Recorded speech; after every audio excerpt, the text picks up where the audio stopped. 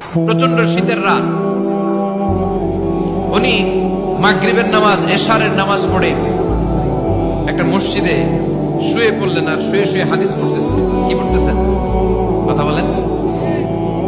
আর মনে মনে ভাবলেন রাতটা মসজিদে কাটায় দিই, ফজরের নামাজ পড়ে আবার বেরোবো।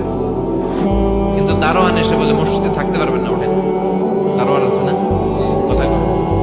আহমদ ইবনে হাম্বল বললেন আমি শুধু রাতটা থাকতে চাই, আমি তো ফজরেরও মুসল্লি, ফজর নামাজ পড়বো তাই মসজিদে, আমার থাকতে দাও। দারোয়ান তো দেয় না, কেন? মসজিদে থাকার জায়গা না, যান মিয়া। উনি যে আহমদ ইবনে হাম্বল এটা চিনে নাই, থাকতে দেয়। কি করবে এখন? উনি কাঁথা গুছিয়ে হাদিসের কিতাব নিয়ে কাঁধের মধ্যে ব্যাগ নিয়ে মসজিদ থেকে বের হয়ে গেলেন। কি আর প্রচন্ড শীত, আর কাঁপতেছে পুরো মানুষ। পথিমধ্যে দেখলেন বাজার একজন খাব্বাস, শাবুন খাব্বাস, যুবক রুটি বিক্রেতা। সে রুটি বিক্রি করে, চুলার মধ্যে রুটি সেকে।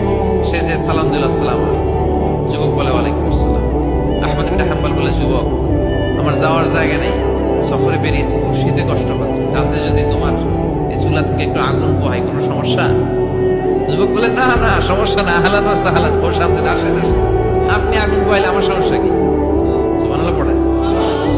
আল্লাহ শুকরিয়া করে উনি বসলেন আর আগুন পোহাচ্ছেন। আর খেয়াল করলেন যুবক রুটি বানায় আর পরে আস্তাগফিরুল্লাহ, রুটির দলা বানায় পরে আস্তাগফিরুল্লাহ, খামির বানায় আর পরে আস্তাগফিরুল্লাহ, রুটি নিয়ে উনুনের ভিতরে চুলার ভিতরে সেকা দেয় আর পরে আস্তাগফিরুল্লাহ, দোকানদারের কাছে কেউ আসলেই সে রুটি দেয় আর পরে আস্তাগফিরুল্লাহ, ক্রেতার কাছ থেকে টাকা নিয়ে ক্যাশ বক্সে রাখে আর কি পড়ে, আবার রুটি বানানো শুরু করে আর কি পড়ে, খালি এটাই পড়তেছে। ইমাম আহমদ ইবনে হাম্বল তো অবাক, কি রে এটা আবার কেমন যুগ, খালি আস্তাগফিরুল্লাহ। উনি প্রশ্ন করলেন যুবক ঘটনা কি?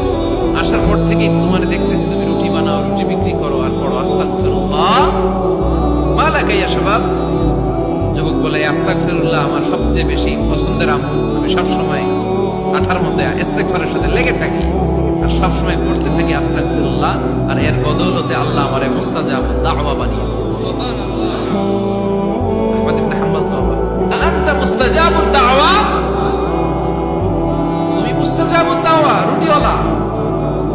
আমি এত বছর হাদিস পড়াই, আমি তো মুস্তাজাবুদ দাওয়া না, আর তুমি রুটি বেচো বাজারে, তুমি মুস্তাজাবুদ দাওয়া, তুমি দোয়া করলে সব কবুল হয়ে যায়। যুবক বলে